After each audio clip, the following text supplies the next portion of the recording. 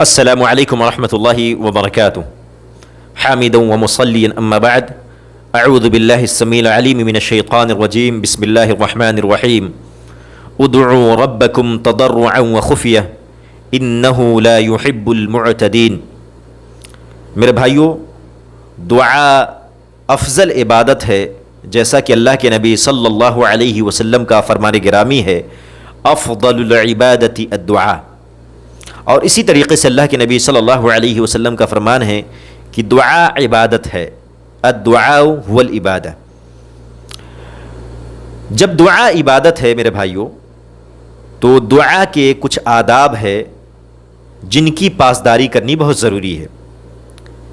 پہلی چیز یہ ہے، ایک بندہ جب دعا کرے تو اخلاص کے ساتھ اللہ سبحانہ و تعالی سے دعا کرے، اللہ سبحانہ و تعالی سے آہوزاری کے ساتھ دعا کرے، گر گڑاہٹ کے ساتھ دعا کرے، چپکے چپکے سے دعا کرے، جیسا کہ اللہ سبحانہ و تعالی قرآن مقدس کے اندر ارشاد فرماتا ہے، ادعوا ربکم تضرعا وخفیہ، اپنے رب سے دعا کرو گر گڑا کر اور چپکے چپکے سے بھی، اس لیے کہ اللہ سبحانہ و تعالی حد سے زیادہ بڑھ جانے والے کو پسند نہیں فرماتا۔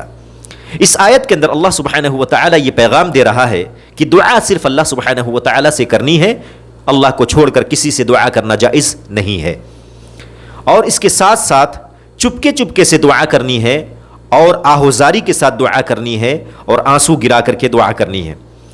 اللہ سبحانہ و تعالی تنہائی کے عالم میں جو عبادت کی جاتی ہے اسے پسند فرماتا ہے۔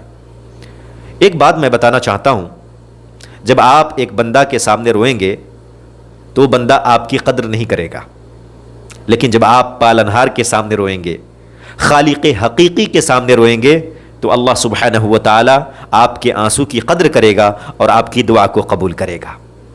آپ ایک انسان کے سامنے روئیں گے، آپ کا مذاق اڑائے گا، لیکن جب آپ اللہ سبحانہ و تعالی کے سامنے روئیں گے تو اللہ سبحانہ و تعالی آپ کو اپنا مقرب ترین بندہ بنائے گا۔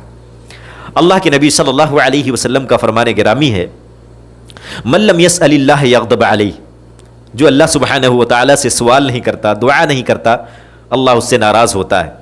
آج ہم انسان کو دیکھ لیں، ایک بندہ ایک دوسرے کے دروازے پہ جاتا ہے، ایک دن کھانا کھلائے گا، 2 دن کھانا کھلائے گا، 3 دن کھلا دے گا، ہمیشہ نہیں کھلائے گا۔ لیکن اللہ سبحانہ و تعالی اپنے بندوں سے یہ کہہ رہا ہے کہ مجھ سے مانگو، میں تمہیں ہمیشہ کھلاؤں گا۔ اللہ سبحانہ و تعالی کبھی بھی اپنے بندوں کی محنت کو ضائع نہیں کرتا، اور ایک آدمی جب اللہ سبحانہ و تعالی کی عبادت کے اندر اجتہاد کرتا ہے، محنت کرتا ہے، تو اللہ سبحانہ و تعالی اسے پسند فرماتا ہے۔ اس آیت کے اندر ایک بات یہ بھی بتائی گئی کہ اللہ سبحانہ و تعالی حد سے زیادہ بڑھ جانے والے کو قبول نہیں کرتا یا پسند نہیں فرماتا۔ میرے بھائیو، دعا کے اندر زیادتی اور تکلف اللہ سبحانہ و تعالی کو پسند نہیں ہے۔ ایک میں واقعہ سنانا چاہتا ہوں۔ عبداللہ بن مغفل رضی اللہ تعالی عنہ صحابی رسول ہیں، ان کے صاحبزادے نے اللہ سبحانہ و تعالی سے دعا کی، اے اللہ سبحانہ و تعالی، میں جنت کی دائیں جانب سفید محل کا سوال کرتا ہوں جب میں جنت میں داخل ہو جاؤں۔ عبداللہ بن مغفل رضی اللہ تعالی عنہ نے جب یہ بات سنی تو فرمایا، اے میرے بیٹے، اللہ سبحانہ و تعالی سے جنت کا سوال کر اور جہنم سے پناہ مانگ۔ میں نے اللہ کے نبی صلی اللہ علیہ وسلم کو فرماتے ہوئے سنا ہے کہ میری امت کے اندر ایسے لوگ پیدا ہوں گے جو طہارت کے اندر اور دعا کے اندر حد سے تجاوز کر جائیں گے۔ حد سے تجاوز کرنا کیا ہے میرے بھائیو؟ دعا کے اندر اور طہارت کے اندر میں بتانا چاہتا ہوں، طہارت وضو کو کہتے ہیں۔